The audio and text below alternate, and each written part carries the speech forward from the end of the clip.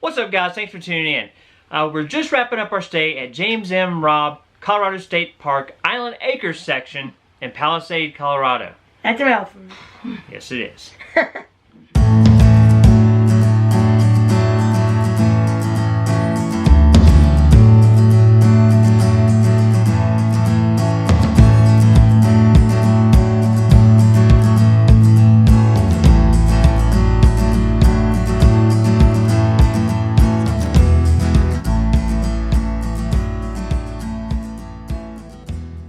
So while we were here, there were a few things we wanted to do while we were in the area. One of those was Colorado National Monument. That was the big reason why we picked this location.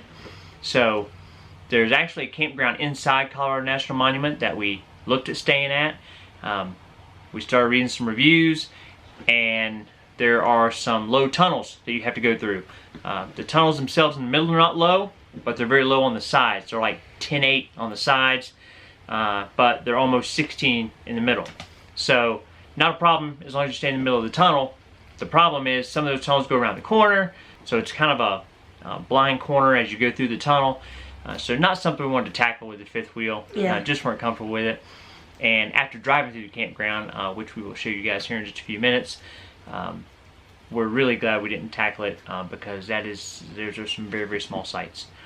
But we entered Colorado National Monument. It's only about 25 minutes from James M. Robb State Park there in Palisade. Awesome drive over. We entered the park, started heading up Rimrock Drive, which is a beautiful, beautiful drive. I mean, the views from there are phenomenal. They're some of the best we've ever had. We had a couple hikes that we wanted to do while we were there. We made our way up to Saddlehorn Campground to do our first hike. So that one was called Window Rock Trail, and it was more of a walk than a hike. It was only a half a mile total. Yeah. Yeah, it was very short, but we figured out right away that when you get to the end of these hikes, you can walk right up to the edge, like right up to the edge of the cliff. Yeah, and there's not any guardrails. No, they have a little guardrail kind of at the end, but you know, I'm not sure. I'm not sure what the thought process was. I'm sure there's a reason for it. We talked about it and couldn't figure it out, but there's a guardrail kind of at the end of the point, but it's only in a very small area. So nothing really to stop you from walking right up to the edge. Yeah. So we didn't get too close. Yeah. We didn't get right up on the edge. We're not trying to do all that. But it was an amazing view from there, for sure. So there were a couple other people down there when we got there, and just a beautiful, beautiful view and a very, very short hike that's really easy to do right there from Saddlehorn Campground. After we left our hike, we took a little drive through the campground because, you know, obviously on the drive up, we've seen these amazing views. The campground is way up high, so you have an awesome view of the surrounding area from there. And as we started to drive through the campground, we immediately were very, very happy that we didn't pick this campground. There are some tiny sites in there. We saw, I think the biggest rig that we saw in there was a reflection travel trailer. I believe it was probably about 35 feet. It was a big one. Yeah. But man, Good luck to them trying to get out of it. yeah, they got it in there, but it was going to take some work to get it out, I think. Yeah. But And I mean, it really only looked like they probably had one or two spots that were able to fit a bigger RV. yeah, we saw two sites that would probably work, but even then, it was going to be extremely tight. So definitely, if you're looking at that campground, consider your height, and also consider how long your rig is, because I would say the majority of the travel trailers that were in there were 20 feet and under. Yeah. Other than just a very, very few, like that one bigger reflection travel trailer. Yes, and a couple of tents. Yeah, and then obviously a lot of tents up there as well. So we left Saddlehorn Campground. The visitor center is right next door to the entrance to the campground, which is convenient. Yes. So we swung over to the visitor center. We checked that out. They have a little walkway behind the visitor center where you can walk out to another overlook. So we did that. I mean, the views are so awesome up there. You have to stop it. You have to stop at these different overlooks. You're looking kind of in the same direction, but the view is just totally different depending on where you're at on Rimrock Drive there. So we had another hike, a little bit longer hike that we wanted to tackle. Had a little more elevation to it. So we headed on up from the visitor center and made our way on up to our second hike. Yeah, and the name of that one was Coke Ovens Trail. And we figured it wouldn't be a big deal because it was only a mile total. I think it did feel a little bit longer than a mile. It felt a mile times 10. It felt like 10 miles. And I think maybe that's because of the elevation gain. Yeah, there's quite a bit of elevation gain. So you start off and you go down, it kind of winds down the side of the hill there, and then you make your way out to a awesome little point out there on the very end. So again, amazing views. I mean, just amazing view the whole time you're hiking. You have a beautiful view the whole time. Not a crazy hard hike, but the elevation gain definitely made it a little more strenuous, than just your typical 1 mile hike would be, for sure.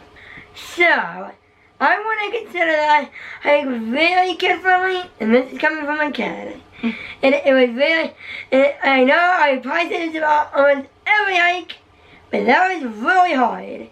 It was one of the harder hikes that we've done. Sometimes I do overreact about some of these hikes, but this one was really hard.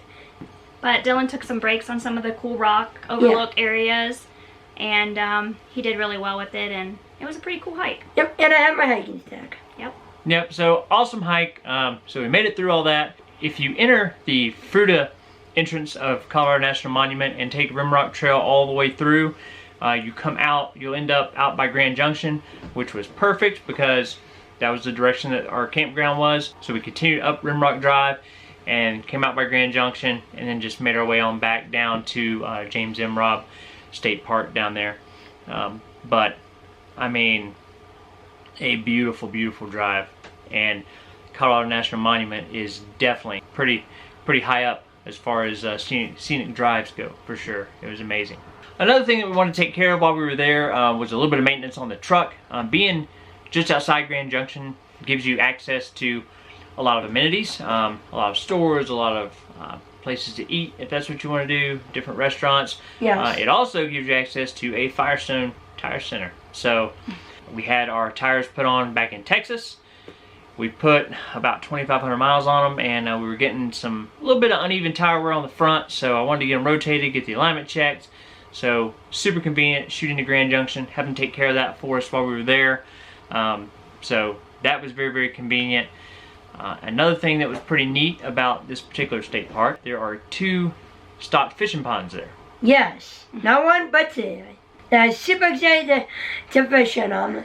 Yeah, when Dylan found out they were stocked with trout, we did a little bit of research online, and it seemed like there were a lot of reviews of people catching quite a few trout, mostly small size. Yeah, pretty much all small. In that like 10 to 12 inch range. But hey, fish is a fish.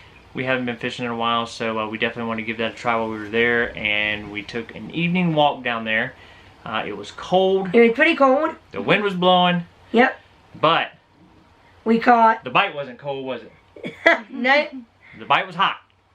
So we were down there for about an hour. About an hour. Yeah. About an hour. Dylan, how many we catch in an hour? We caught around 15. I kind of lost count, but I think we caught around 15. Around 15. Had many more shake off while they were getting reeled in. But they were more than happy. More than happy to bite, which was good with us. It was a lot of fun. We had a very enjoyable evening until we started to freeze.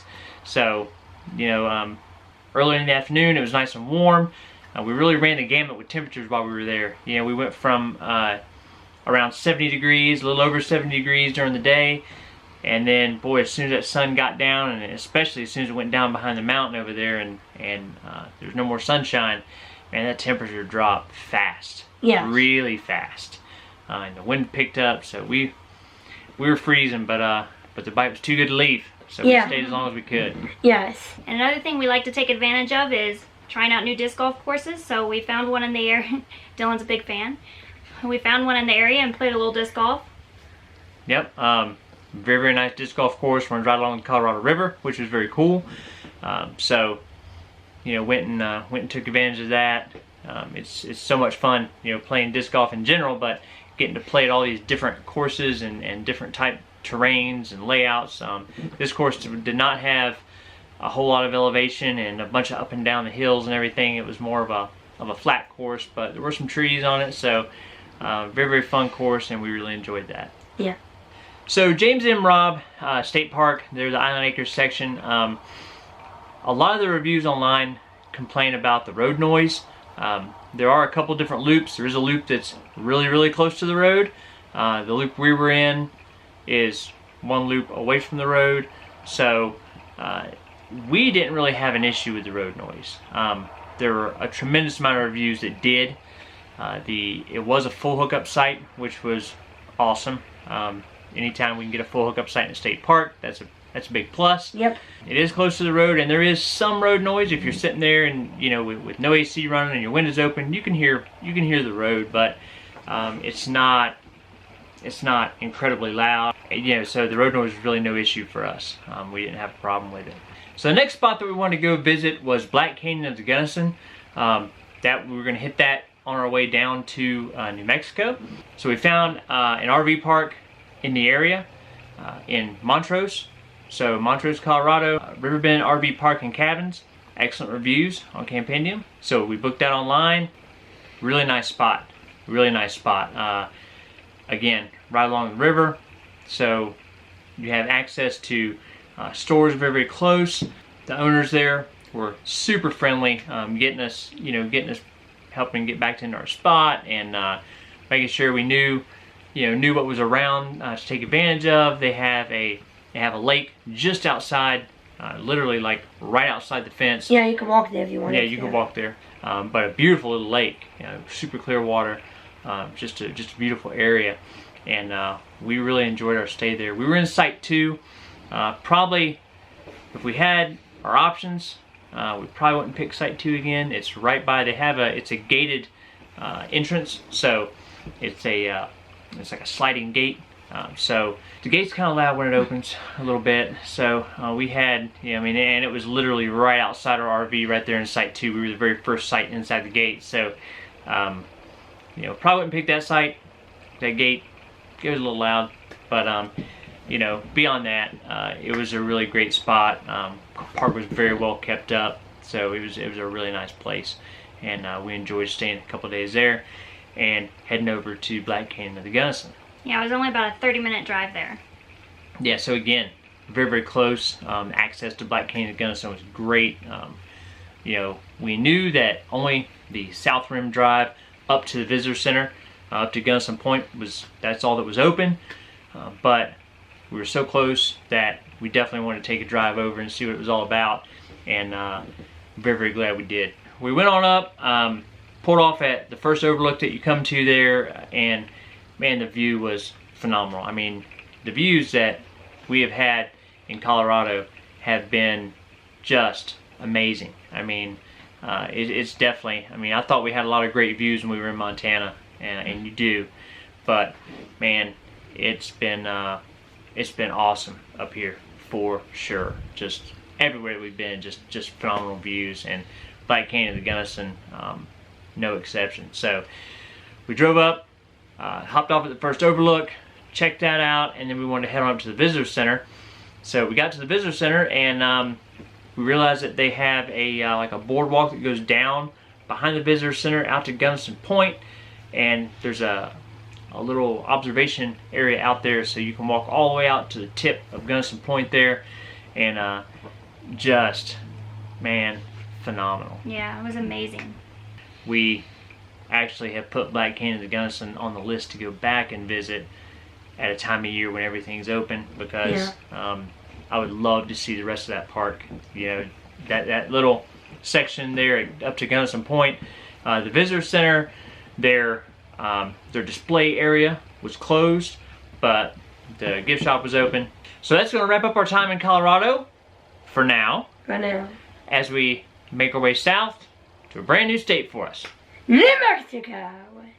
So we are New Mexico bound. We have a couple of spots we're going to stay there. We're going to spend a pretty good amount of time there, and before moving on. So we're looking forward to getting down to New Mexico. Colorado has been amazing. Yes. We've mostly explored the western side of Colorado, and it's been super awesome. So we can't wait to get to New Mexico and see what that looks like down there. Alright, that's going to wrap it up from Colorado. We appreciate you guys watching, and we'll catch you guys down the road.